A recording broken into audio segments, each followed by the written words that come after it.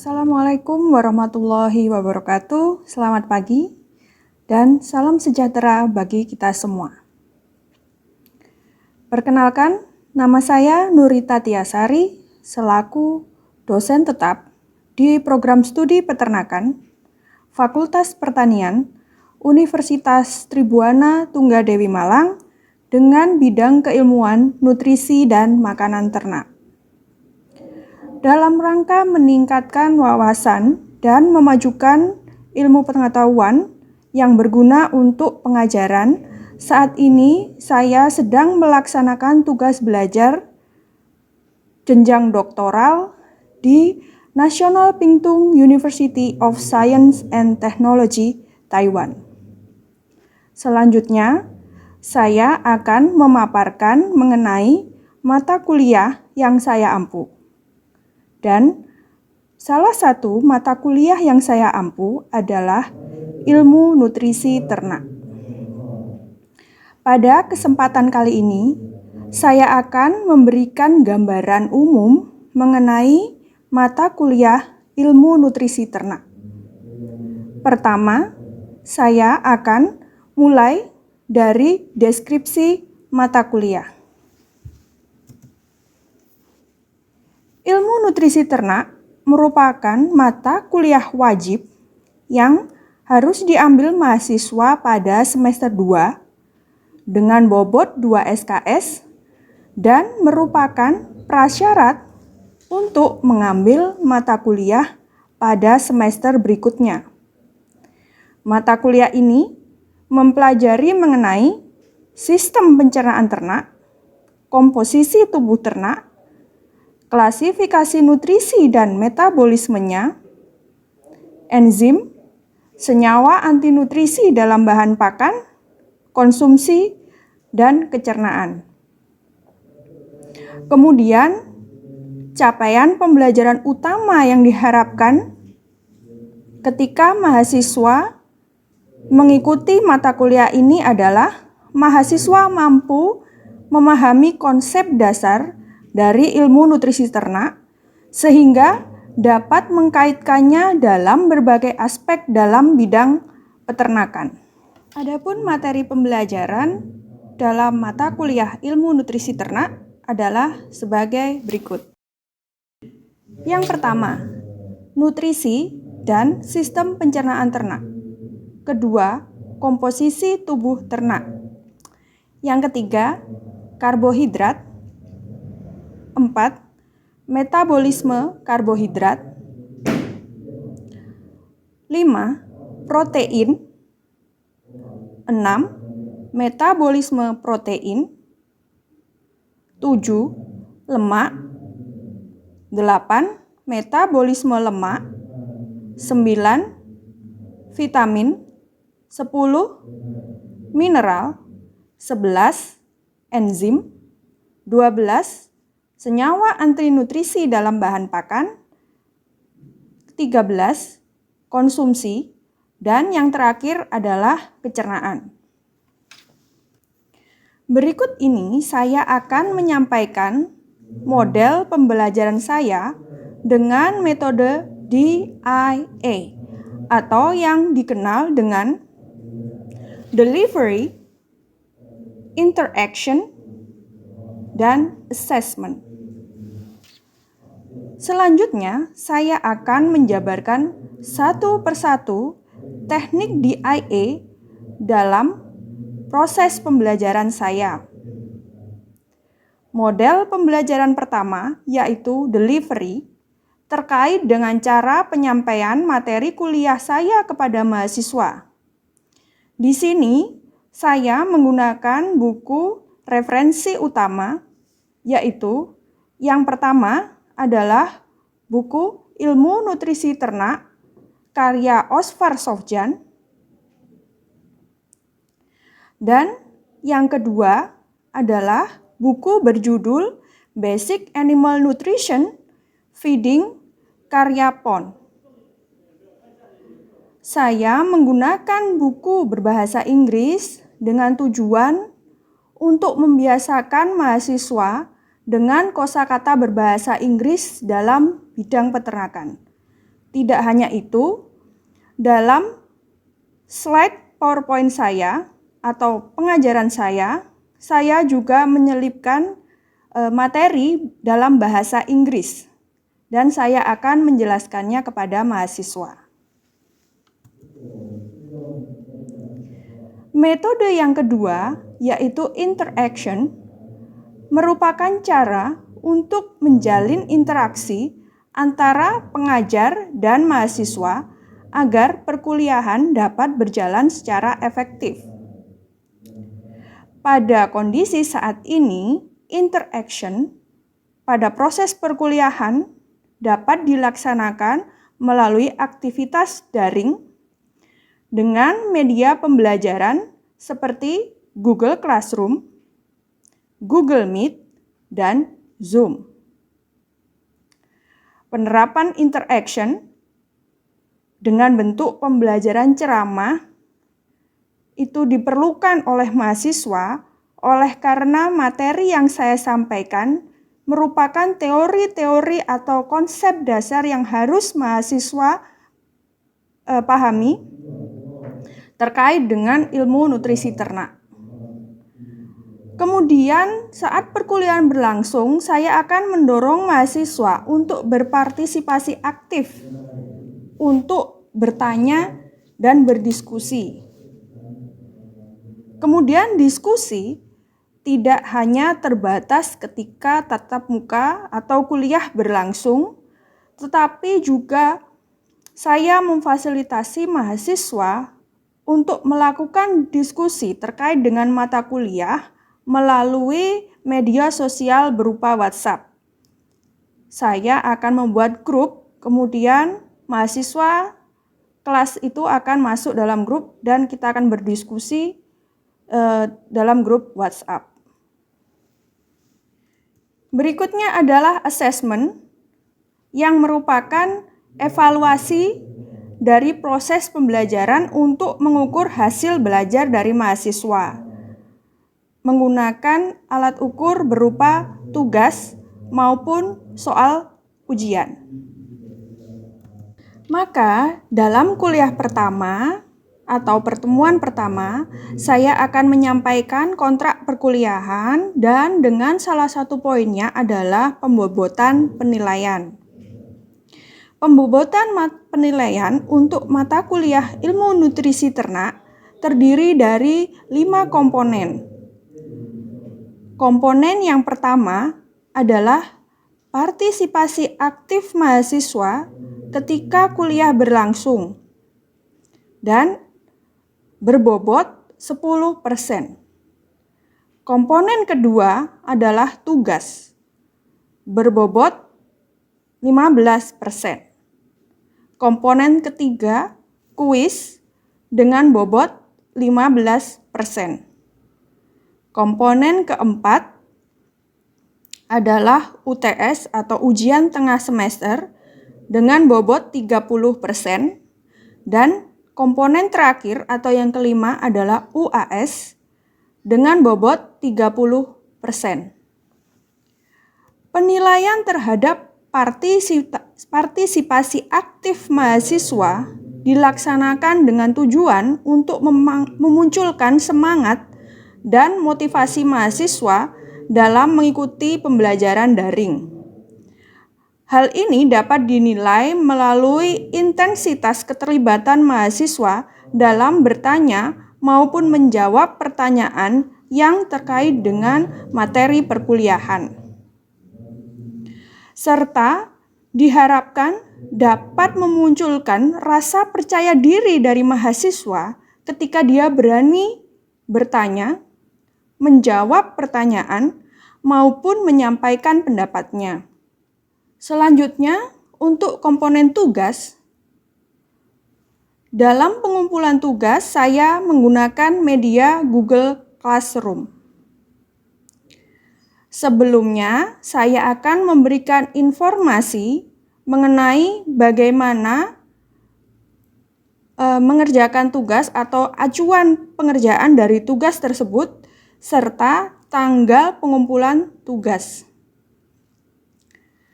Kemudian, Apabila terdapat mahasiswa yang terlambat dalam mengumpulkan tugas, maka saya akan memberi sanksi berupa pengurangan nilai. Hal ini bertujuan agar mahasiswa lebih bertanggung jawab dan disiplin ketika mengikuti perkuliahan. Untuk kuis, UTS, dan UAS akan dilaksanakan melalui media pembelajaran berupa Google Form. Setelah tugas dan ujian diberi penilaian, maka saya akan memberikan feedback berupa kesempatan berdiskusi dengan mahasiswa bersama-sama untuk menjawab atau membahas jawaban yang telah diberikan. Kombinasi dari 5 komponen penilaian yang telah saya sebutkan, kemudian harus digabungkan agar menjadi nilai akhir dengan bobot total adalah sebesar 100%. Demikian pemaparan saya terkait pelaksanaan metode pembelajaran DIA yang saya laksanakan. Terima kasih atas perhatiannya. Wassalamualaikum warahmatullahi wabarakatuh.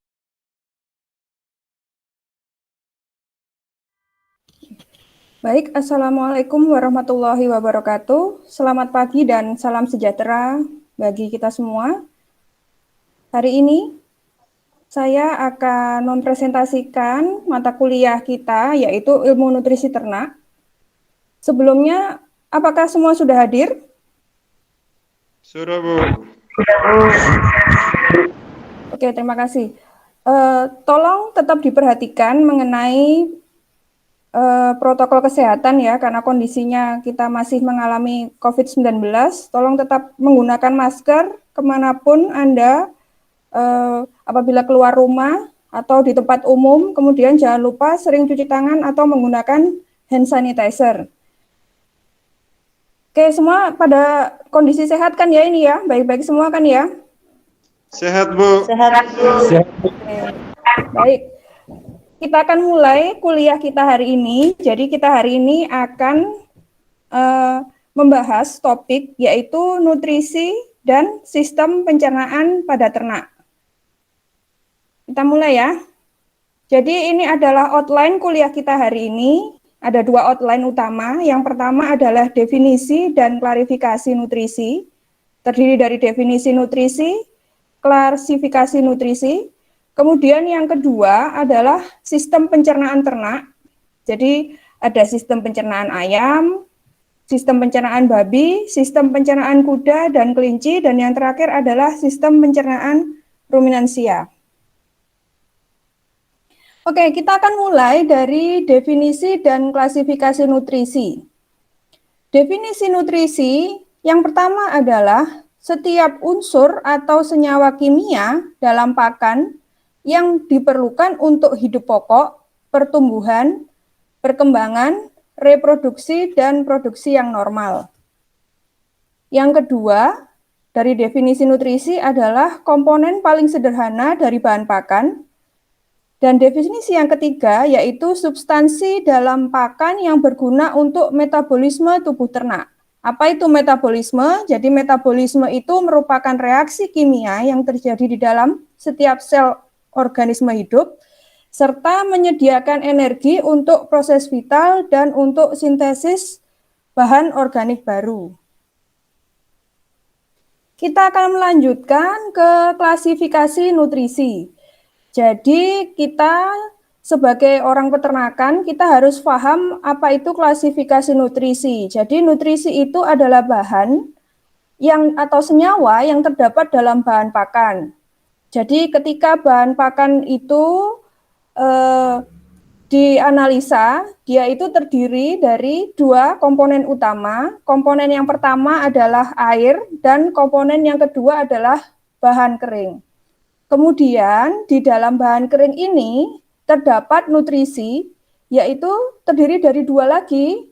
Yang pertama adalah bahan organik yang akan dibagi lagi menjadi karbohidrat, lemak, protein, dan vitamin. Sedangkan komponen yang kedua dari bahan kering itu adalah bahan organik, di sini dalam bentuk mineral. Jadi apabila kita simpulkan, pakan itu terdiri dari dua bagian utama, yang tadi saya sebutkan adalah air dan bahan kering. Dan air itu sangat penting secara fisiologis untuk tubuh ternak. Jadi dia sangat penting untuk misalnya untuk sebagai pembawa zat nutrisi dari dalam tubuh itu dia akan diedarkan dibantu oleh air. Kemudian nutrisi tadi berupa energi atau karbohidrat, protein, mineral, dan vitamin yang merupakan bagian dari bahan kering. Oke, saya lanjutkan. Kalau Anda tahu tadi nutrisi itu hanya terdiri dari karbohidrat, protein, lemak, dan vitamin serta mineral, kemudian mungkin ada pertanyaan. Selalu kita mendengar ada serat kasar. Jadi serat kasar itu apa? Sebenarnya serat kasar itu adalah bagian dari karbohidrat. Jadi dia adalah karbohidrat yang berikatan dengan lignin. Umumnya ditemukan dari bahan pakan yang berasal dari tanaman. Jadi kalau di sini kita lihat dari atas, kita lihat skemanya. Di sini bahan pakan dari tanaman apabila dicerna menggunakan bahan kimia yang disebut dengan netral deterjen, dia akan terbagi menjadi dua, yaitu yang pertama adalah isi sel atau sel konten, yang berikutnya adalah hemiselulosa, selulosa, dan lignin atau kita sebut dengan neutral deterjen fiber. Jadi yang di sini hemiselulosa dan selulosa, keduanya ini sebenarnya adalah karbohidrat yang dia berikatan dengan lignin. Kemudian dari NDF atau kita sebut hemiselulosa, selulosa, dan lignin, apabila kita beri atau kita tambahkan dengan yang kita sebut dengan asid deterjen atau senyawa asam, dia akan terbagi, dia ada hemiselulosa dengan yang berikutnya adalah selulosa dan lignin atau kita sebut acid deterjen fiber.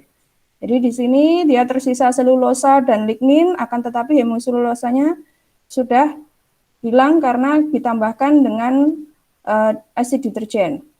Kemudian ketika kita tambahkan dengan asam sulfat, maka selulosanya akan terpisah dari lignin. Jadi yang tersisa hanyalah lignin. Jadi ini adalah gambaran untuk pakan yang dia mengandung serat kasar. Jadi di sini membahas mengenai serat kasar. Jadi tadi nutrisi saya ulangi lagi. Jadi nutrisi itu ada karbohidrat, ada protein, ada lemak, vitamin, dan mineral. Kemudian dalam karbohidrat itu khusus pada tanaman dia ada karbohidrat yang berikatan dengan lignin atau kita sebut di sini adalah hemiselulosa dan selulosa. Kita lanjutkan ya. Berikutnya kita masuk ke sistem pencernaan ternak. Jadi sistem pencernaan ternak itu sangat penting pengaruhnya terhadap pemanfaatan pakan dan nutrisi karena berhubungan erat dengan proses pencernaan. Jadi dimulai sejak pakan itu masuk rongga mulut sampai dia bisa diabsorpsi atau diserap. Jadi ada beberapa istilah penting di sini yang harus Anda ingat dan Anda pahami.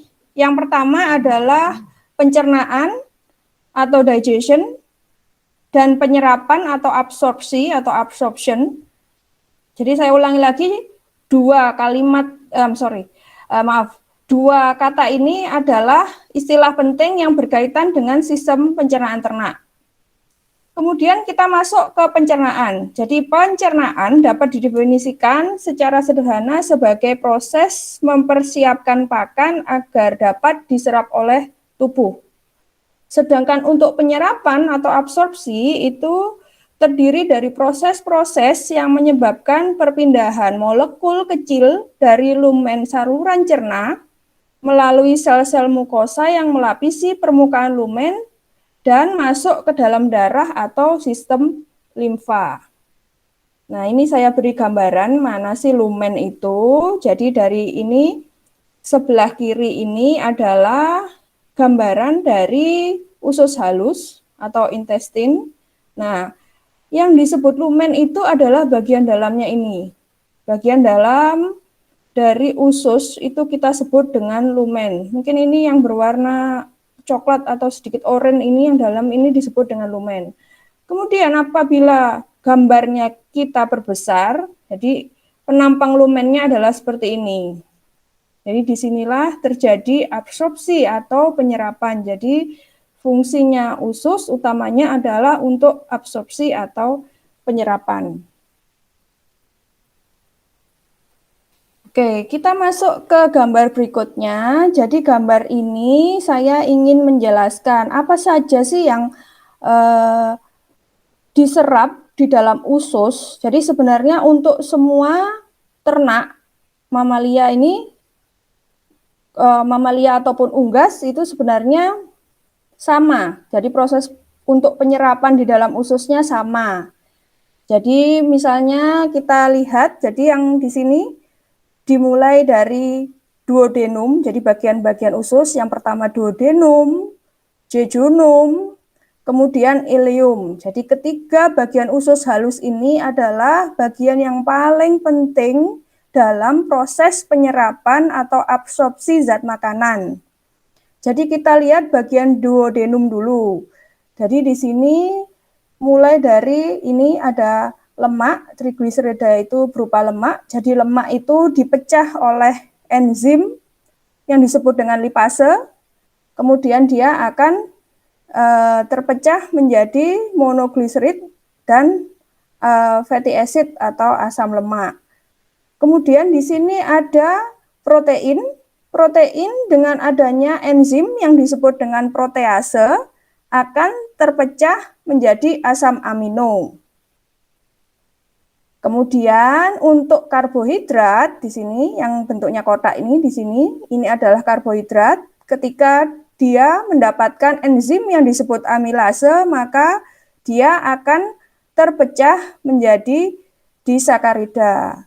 Tapi disakarida belum bisa terserap di sini. Disakarida akan terpecah lagi di sini menjadi monosakarida, kemudian dia baru terserap di dalam usus.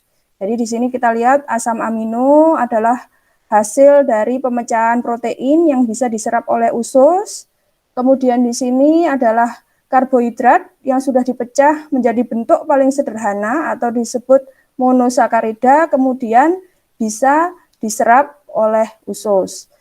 Selain tadi ada protein, ada karbohidrat, kemudian juga di sini ada, kita lihat di sini adalah monogliserida. Monogliserida itu adalah hasil dari pemecahan lemak. Jadi lemak itu akan diserap oleh usus apabila dia sudah dalam bentuk yang paling sederhana atau di sini disebut dengan monogliserida. Atau tadi yang sudah saya katakan dia akan berbentuk asam lemak bebas. Jadi dia dapat lemak dapat diserap di dalam usus dalam dua bentuk. Yang pertama adalah monogliserida dan yang kedua adalah asam lemak bebas. Jadi selain protein dalam bentuk sederhana asam amino, saya ulangi lagi, kemudian karbohidrat dalam bentuk sederhana monosakarida, dan lemak dalam bentuk sederhananya adalah monogliserida, serta asam lemak bebas dapat diserap oleh usus. Ada nutrisi lain yang bisa diserap, yaitu di sini bisa Anda lihat ada kalsium, yaitu berupa mineral, dan sodium di sini juga berupa mineral, dan yang lain adalah vitamin. Jadi vitamin itu juga terserap di dalam usus, utamanya usus halus. Kemudian apabila kita bergerak ke bawah, kita melihat bagian kolon. Jadi kolon itu adalah bagian usus besar. Di usus besar, utamanya di sini terjadi penyerapan air serta beberapa elektrolit. Juga di sini adalah empedu. Jadi di sini kita lihat ada 3 macam yang diserap oleh kolon. Jadi tolong dipahami penyerapan yang ada baik di duodenum, jejunum, dan ileum itu nutrisinya berbeda. Jadi maksud saya nutrisi yang diserap pada bagian yang berbeda, usus halus dan usus besar itu berbeda.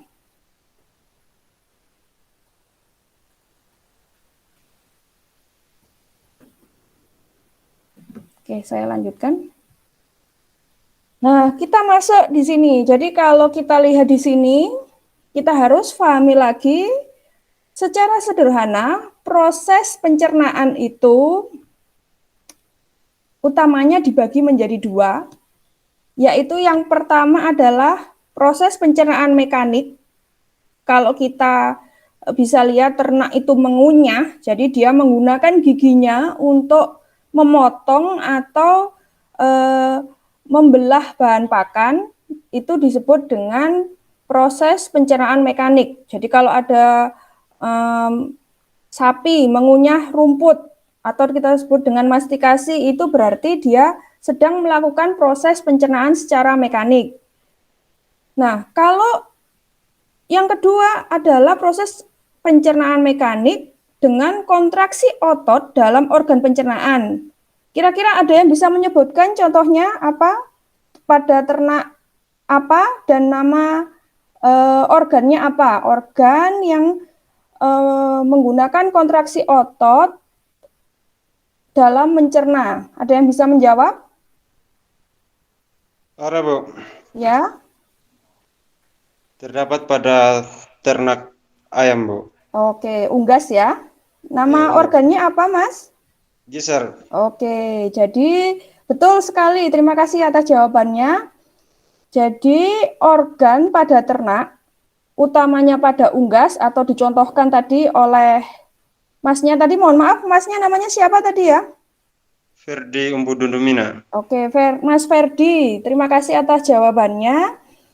Jadi pada unggas dia mempunyai yang namanya gizzard. Kemudian gizzard itu membantu proses pencernaan secara mekanik dengan kontraksi otot. Jadi dia akan memecah bahan pakan dengan kontraksi otot yang sangat kuat. Kemudian kita akan melanjutkan pada proses pencernaan kimiawi. Jadi proses pencernaan kimiawi itu bisa kita bagi menjadi 2. Yang pertama adalah pencernaan menggunakan asam. Jadi terdapat secara alami HCl atau hidroklorik asid yang disekresikan atau dihasilkan oleh lambung. Jadi di dalam lambung itu terdapat hidroklorik asid untuk membantu mencerna bahan pakan. Kemudian proses pencernaan yang kimiawi yang kedua adalah pencernaan secara enzimatis. Jadi dia itu dibantu oleh enzim-enzim baik yang secara alami dihasilkan oleh tubuh. Jadi seperti yang saya informasikan tadi, ada protease untuk memecah protein menjadi asam amino, kemudian ada amilase yang untuk memecah karbohidrat menjadi monosakarida, itu dibantu oleh enzim yang memang secara alami dihasilkan oleh tubuh. Akan tetapi pada beberapa ternak ada bantuan atau ada istilahnya simbiosis dengan mikroorganisme. Contohnya adalah pada ruminan atau pada ternak seperti kelinci dan kuda. Dia ada simbiosis atau dia memiliki ketergantungan dengan mikroorganisme untuk menghasilkan enzim dalam memecah bahan pakan, utamanya di sini adalah serat kasar. Oke, kita lanjutkan. Baik, kalau kita simpulkan dari pembahasan kita yang di atas tadi, Jadi tadi kita sudah tahu apa itu definisi dari nutrisi. Jadi di sini di dalam tubuh, nutrisi itu akan melalui proses dicerna, diserap, dan dimetabolis. Kalau kita melihat ke bagian sebelah kiri, nutrisi yang sudah dicerna, diserap, dan dimetabolis itu akan dimanfaatkan untuk hidup pokok, tumbuh, berkembang, bereproduksi, serta berproduksi. Berproduksinya apa ya? Bisa diakumulasi dalam bentuk daging, akumulasi dalam bentuk susu, atau akumulasi dalam bentuk dia produksi telur dan lain sebagainya. Mungkin ada wool dan lain sebagainya. Sedangkan dari nutrisi yang tidak dicerna, dia akan terbuang melalui feses, dan sisa yang lain, sisa metabolisme lain itu akan diekskresikan melalui urin. Oke, sampai di sini kira-kira ada yang mau ditanyakan?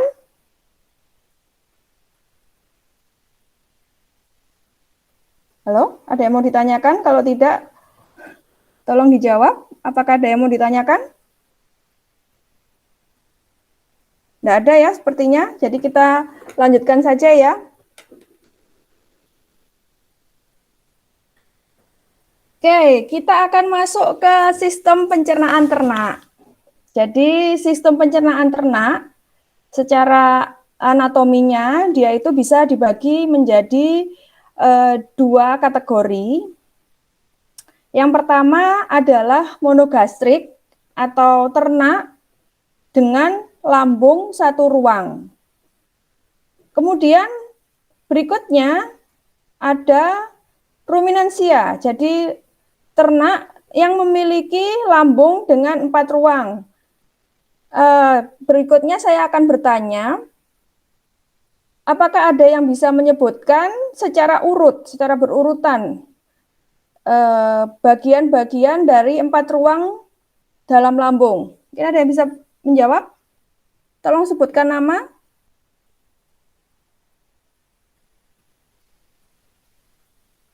Bisa mendengar suara saya? Saya ulangi lagi pertanyaannya.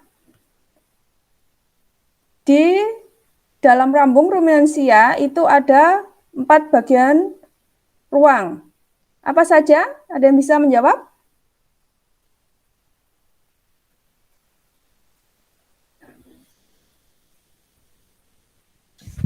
Tidak ada. Ada, Bu. Ya, silakan. Sebutkan namanya. Nama saya Firdi. Siapa? Firdi Umbudundumina. Oh, ya Mas, silakan. Jawabannya apa? Yang pertama, rumen. Oke. Itu ruang untuk fermentasi. Uh-uh. Yang kedua, retikulum. Oke. Ruang tempat menjerat partikel asing. Uh-uh. Yang ketiga, omasum. Uh-uh. Ruang penyaringan partikel besar. Tetap berada dalam rumen. Yang keempat, abomasum. Ruang merupakan lambung pada rumenansia serta mensekresikan asam hidrolurik. Oke, terima kasih. Sepertinya Masnya sudah belajar ini ya. Makasih ya Mas atas jawabannya. Oke, akan saya lanjutkan. Saya jelaskan dari sisi yang sebelah kiri dulu, yaitu monogastrik. Jadi sistem pencernaan ternak tadi dibagi dua. Kan akan saya jelaskan bagian yang monogastrik atau lambung dengan satu ruang. Jadi ternak monogastrik itu dibagi lagi menjadi dua tipe, yaitu yang pertama adalah omnivora.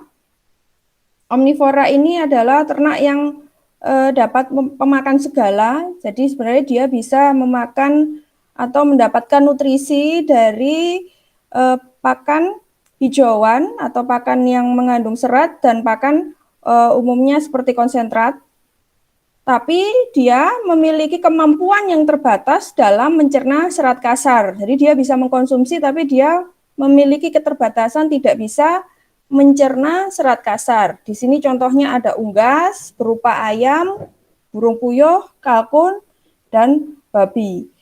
Berikutnya tipe yang kedua itu ada herbivora. Jadi di sini ternak herbivora itu dia bisa mengkonsumsi serat kasar atau mendapatkan nutrisi dari serat kasar,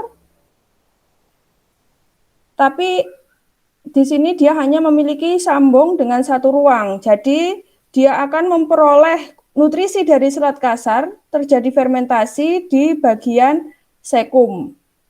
Tidak sama seperti ruminansia tadi, dia ada lambung 4,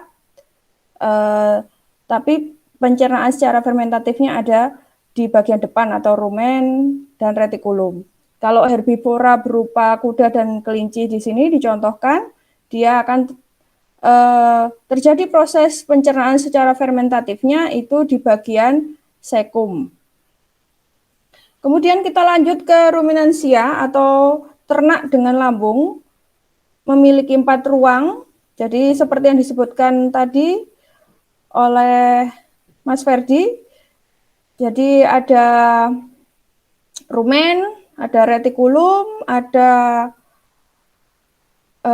omasum dan abomasum. Jadi yang saya informasikan bahwa rumen dan retikulum itu merupakan tempat atau dia adalah organ yang terjadi pencernaan secara fermentatif. Jadi di situ dia ada simbiosis dengan mikroorganisme untuk mencerna serat kasar dan memanfaatkan nutrisi dari serat kasar tadi sebagai sumber energi, sebagai sumber protein dan lemak dan lain sebagainya. Jadi contoh di sini ruminansia itu ada sapi, kambing, dan domba. Baik, kita lanjutkan. Kemudian kita masuk pada sistem pencernaan ayam. Jadi di sini ayam saya contohkan di sini sebagai bagian dari unggas. Jadi unggas itu tidak memiliki bibir dan gigi, sehingga peranan bibir dan gigi itu digantikan rahang bawah dan rahang atas yang menanduk membentuk paruh. Jadi kita lihat di sini organ pencernaan ayam itu mulai dari mulut, esofagus, crop atau tembolok, ada proventriculus, ada gizzard, kemudian ada di sini adalah duodenal loop, kemudian ada pankreas, liver, gallbladder, spleen, kemudian yang bagian ini adalah bagian usus halus. Dan yang membedakan dia punya 2 sekum atau seka. Yang terakhir dia ada usus besar, dan terakhir organ pembuangannya adalah kloaka. Baik, saya lanjutkan. Oke, pada halaman ini itu saya akan membahas mengenai organ pencernaan dan fungsinya. Jadi mulai dari mulut, fungsinya untuk menghasilkan air liur yang mengandung enzim amilase. Yang kedua adalah esofagus. Esofagus itu merupakan saluran penyalur pakan dari rongga mulut ke tenggorokan. Kemudian yang ketiga adalah tembolok, penampung pakan sementara. Yang keempat adalah proventriculus, yaitu penghasil enzim, pepsin, dan asam lambung atau HCl. Yang kelima adalah gizzard, yaitu pemecah makanan menjadi bagian-bagian yang lebih kecil dengan bantuan batu kecil yang sengaja dimakan oleh ternak untuk membantu pencernaan secara mekanis, seperti yang saya sampaikan tadi. Kemudian berikutnya ada pankreas. Jadi di pankreas ini organ yang menghasilkan enzim berupa amilase, lipase, dan tripsin. Yang ketujuh ada hati atau liver, dia fungsinya untuk menyimpan glikogen. Kemudian ada usus halus atau small intestine, ada bagiannya duodenum, jejunum, dan ileum, fungsinya untuk mengabsorpsi atau menyerap zat-zat makanan hasil pencernaan. Jadi tadi ada karbohidrat, lemak, vitamin, mineral, protein, itu semua diserap di usus halus. Kemudian yang ke-9 ada usus besar atau disebut large intestine, bisa disebut sekum, kolon. Kemudian dia fungsinya menyerap komponen air yang tersisa pada digesta. Yang terakhir adalah kloaka, yaitu muara akhir pembuangan dari 3 saluran. Jadi dia khusus untuk unggas, dia memiliki kloaka. Jadi dia muara dari 3 saluran, yaitu saluran urin, saluran reproduksi, dan saluran pencernaan. Kita lanjut ke sistem pencernaan babi. Ini hampir sama dengan unggas atau ayam. Jadi ada mulut, kemudian masuk esofagus, lambung, ada pankreas, duodenum, usus halus, kemudian ada sekum, kemudian ada usus besar dan rektum. Oke, kita lanjut lagi ke sistem pencernaan kuda. Seperti yang tadi saya informasikan bahwa pada kuda dan kelinci dia lambung atau di sini disebut dengan stomach. Stomachnya dia hanya satu ruang, akan tetapi dia bisa mengkonsumsi hijauan atau dia dapat memanfaatkan serat kasar sebagai sumber nutrisinya karena dia memiliki sekum yang bersimbiosis dengan mikroorganisme. Jadi kita lihat di sini bahwa sekum dari kuda dan kelinci itu cukup besar karena dia akan menampung pakan hijauan, kemudian secara fermentatif akan dicerna, disekum, dan nutrisinya akan dimanfaatkan oleh tubuh ternak. Selanjutnya adalah sistem pencernaan ruminansia. Jadi di sini ruminansia, kita lihat lagi organ pencernaan mulai dari mulut, masuk ke esofagus kemudian dia akan lanjut ke lambungnya. Lambungnya ada 4 bagian. Yang pertama adalah rumen, retikulum. Saya ulangi lagi, di sini di 2 tempat ini terjadi proses pencernaan secara fermentatif dibantu oleh mikroorganisme. Kemudian ada omasum dan yang terakhir ada obomasum. Obomasum di sini yang merupakan true stomach atau perut sejati. Jadi perut yang fungsinya sama dengan ternak monogastrik yang lain. Jadi dia menghasilkan HCl. Untuk organ berikutnya sama, ada duodenum bagian dari usus halus, ada sekum, ada kolon, dan rektum sama. Jadi yang membedakan pada rumensia dia punya lambung dengan 4 bagian. Oke, jadi saya informasikan lagi, di sini ada 4 bagian lambung rumensia. Seperti yang kita lihat, di sini ada rumen berupa ruang fermentasi. Sini ini gambarnya. Di sini ada papila. Kemudian yang kedua adalah retikulum, ruang tempat menjerat partikel asing. Jadi di sini apabila ternak itu mengkonsumsi bahan-bahan asing itu yang dimaksud misalnya ada paku termakan oleh ternak atau ada plastik termakan oleh ternak. Jadi bahan-bahan yang tidak bisa dicerna tadi kebanyakan akan tertimbun atau ibaratnya tersimpan di dalam retikulum. Umumnya biasanya begitu. Jadi dia akan tidak bisa dikeluarkan lagi ataupun tidak bisa menuju ke saluran pencernaan berikutnya, jadi dia akan tertinggal di retikulum. Berikutnya adalah omasum, jadi dia adalah ring partikel besar agar tetap berada di dalam rumen. Jadi partikel-partikel yang besar tadi supaya tetap berada di dalam rumen, dia akan disaring di abomasum. Dan yang terakhir, bagian dari lambung ruminansia itu adalah abomasum. Jadi ruang atau bagian lambung ruminansia yang fungsinya mensekresikan asam hidroklorik atau HCl.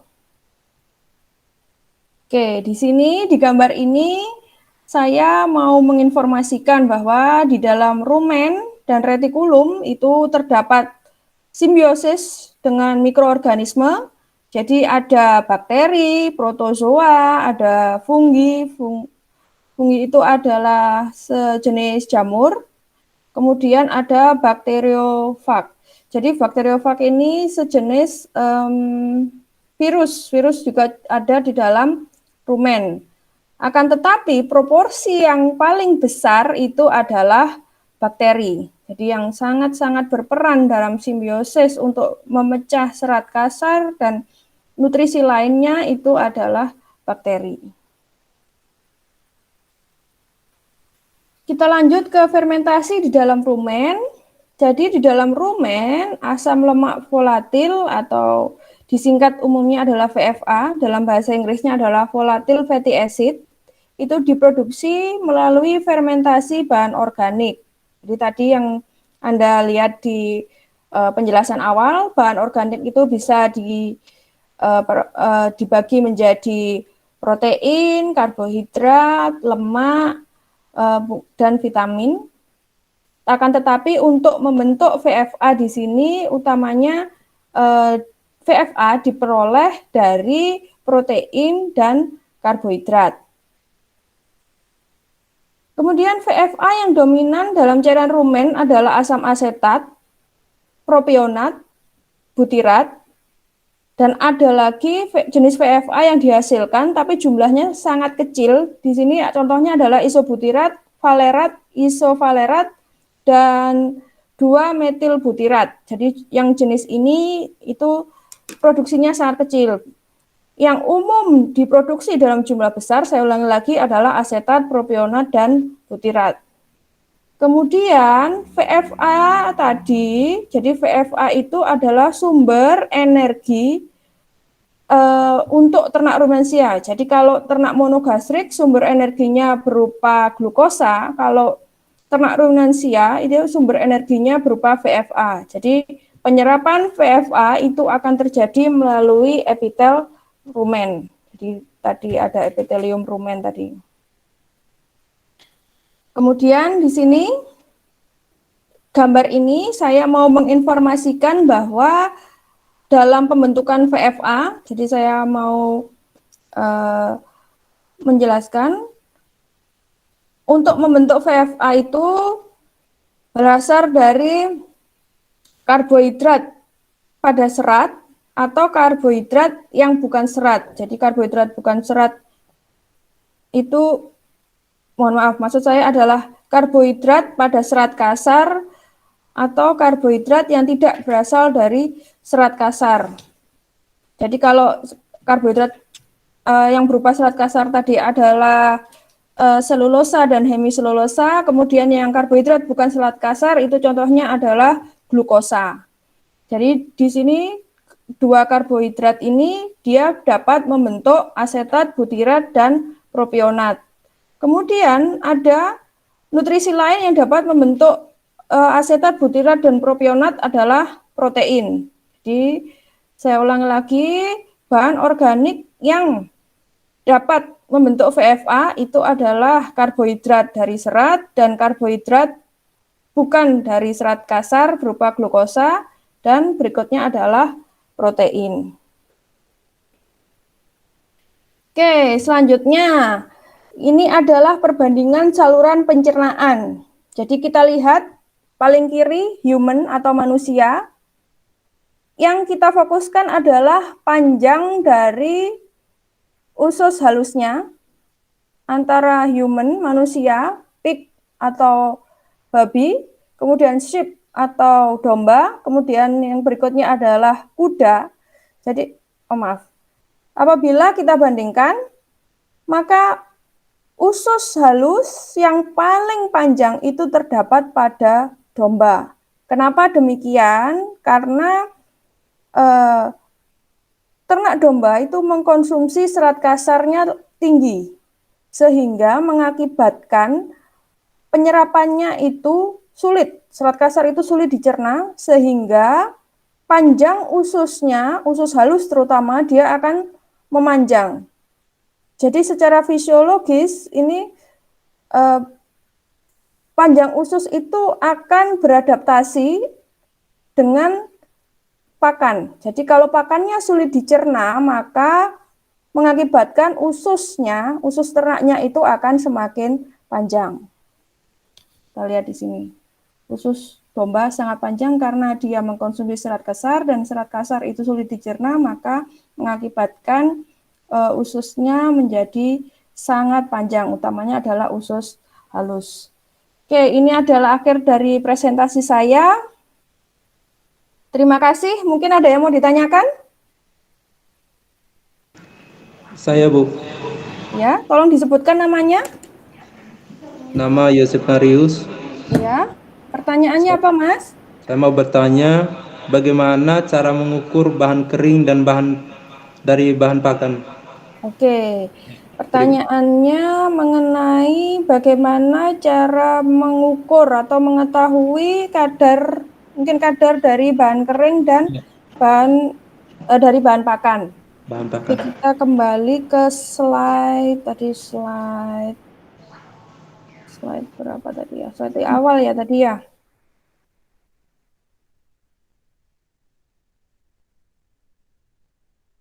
Nah, di sini. Jadi pertanyaannya bagus sekali, terima kasih. Jadi bagaimana cara mengukur bahan kering dari bahan pakan? Jadi kita biasanya menggunakan alat berupa oven. Jadi bahan pakan tadi dimasukkan ke dalam oven. Ovennya itu minimal harus bersuhu 105 derajat Celcius. Kenapa harus 105 derajat Celcius? Karena kita mengharapkan semua air yang terkandung dalam bahan pakan itu hilang atau menguap. Kita harus pahami dulu dasarnya bahwa titik didih air itu adalah 100 derajat Celcius. Itu mendidih airnya. Jadi kalau kita ingin airnya itu hilang, dalam arti di sini menguap, maka kita harus naikkan suhu dari oven tadi sebanyak 5 derajat, jadi kita naikkan menjadi 105 derajat Celcius agar air yang terdapat dalam bahan pakan ini keseluruhannya dapat menguap dan tersisa hanya bahan kering. Jadi biasanya bahan pakan tadi dimasukkan ke dalam oven itu selama kurang lebih 4 jam dalam suhu 105 derajat Celcius. Kemudian setelah dikeluarkan nanti akan tersisa bahan kering atau sedikit sekali kandungan air. Itu adalah cara mengukur bahan kering. Mungkin ada yang mau ditanyakan lagi?